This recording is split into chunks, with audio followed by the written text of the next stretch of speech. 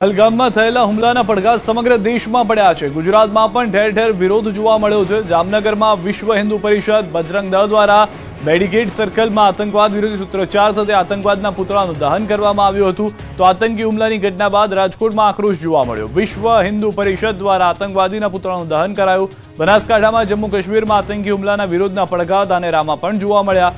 VHP દ્વારા લાલચોક ખાતે આતંકીઓના પુતળા દહન કરાયું। સુરતના હજીરા ખાતે આતંકીના પુતળાનું દહન કરાયું અને આતંકીઓને જડબાતોડ જવાબ આપવાની માંગ કરાઈ।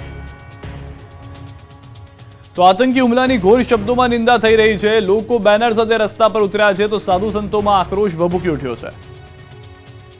પહલગામમાં થયેલા આતંકી હુમલાના ઘેરા પ્રત્યાઘાત સમગ્ર દેશમાં પડ્યા છે। આતંકવાદ અને પાકિસ્તાન સામે લોકોનો આક્રોશ ફાટી નીકળ્યો છે।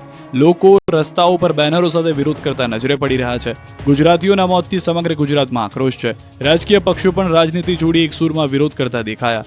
અરવલ્લીમાં કોંગ્રેસના કાર્યકરો તેમજ જિગ્નેશ મેવાણીએ મૃતકોને શ્રદ્ધાંજલિ આપી, સાથે 2 મિનિટનું મૌન પણ પાળ્યું। તો અમદાવાદના મણિનગર પૂર્વમાં કર્ણાવતી યુથ ફેડરેશનના કાર્યકરોએ આતંકવાદ સામે કઠોર કાર્યવાહીની માંગ સાથે પ્રદર્શન કર્યું। કાર્યકરોએ રેલી યોજી પાકિસ્તાન વિરુદ્ધ નારા લગાવ્યા। સંકટના સમયમાં ભારતીયો ભારત સરકાર સાથે અડીખમ ઊભા હોવાની પ્રતીતિ પણ તિરંગા સાથે કરાવી હતી। તો મણિનગરના મણિકેશ્વર મહાદેવ મંદિરમાં મૃતકોને શ્રદ્ધાંજલિ અને પ્રાર્થનાનો કાર્યક્રમ યોજાયો। તો આતંકી હુમલાને લઈ સાધુ સંતોમાં પણ ભારે આક્રોશ જોવા મળી રહ્યો છે। અમદાવાદમાં આચાર્ય મહામંડલેશ્વર અવધૂત બાબા અરુણગીરીજી મહારાજ અને મહામંડલેશ્વર ઋષિ ભારતી બાપુએ આકરા શબ્દોમાં નિવેદન આપ્યું। જ્ઞાતિવાદના નામે કાશ્મીરની શાંતિ ભંગ કરનારાઓને બક્ષવા ન જોઈએ। પાકિસ્તાન પોતાની માનસિકતા બતાવીને લોકો પર હુમલા કર્યા છે તે સાધુ સંતો પણ યાદ રાખશે। પહલગામ બાદ ગુજરાત પર જોખમ। આતંકી હુમલા બાદ એલર્ટ જાહેર થતા સીએમએ ઉચ્ચ સ્તરીય બેઠક યોજી। પહલગામ હુમલા બાદ હવે ગુજરાત એલર્ટ થઈ ગયું છે। આતંકીઓના નિશાને ગુજરાત હોવાથી આ આશંકાને પગલે પોલીસ વિભાગ સતર્ક બની ગયું છે।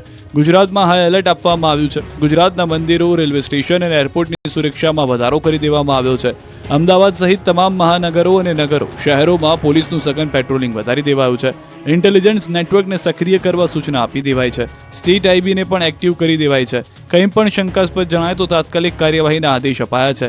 તો ગુજરાતના મોટા મંદિરની સુરક્ષામાં વધારો કરી દેવાયો છે।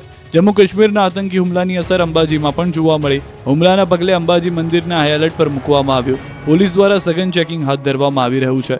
બનાસકાંઠા એસઓજી, ક્યુઆરટી, સઘન સુરક્ષા, ડોગ સ્ક્વોડ, અંબાજી પોલીસ તેમજ બીડીડીએસની ટીમો અંબાજી મંદિરમાં તપાસમાં લાગી છે। અંબાજીમાં હજારો પર્યટકો અને યાત્રિકો આવતા હોય છે। તેમની સુરક્ષાને લઈને પોલીસ દ્વારા કામગીરી હાથ ધરાઈ છે। તો અન્ય રાજ્યો સાથે જોડાયેલી બોર્ડર પર પણ સઘન ચેકિંગ કરવામાં આવ્યું છે। પશ્ચિમ કચ્છ પોલીસ દ્વારા બોર્ડર વિસ્તારમાં ચેકિંગ હાથ ધરવામાં આવ્યું છે। રાજ્યની સરહદીય વિસ્તારની સુરક્ષા અને આંતરિક સુરક્ષાને ધ્યાને રાખી પોલીસે કામગીરી કરી છે।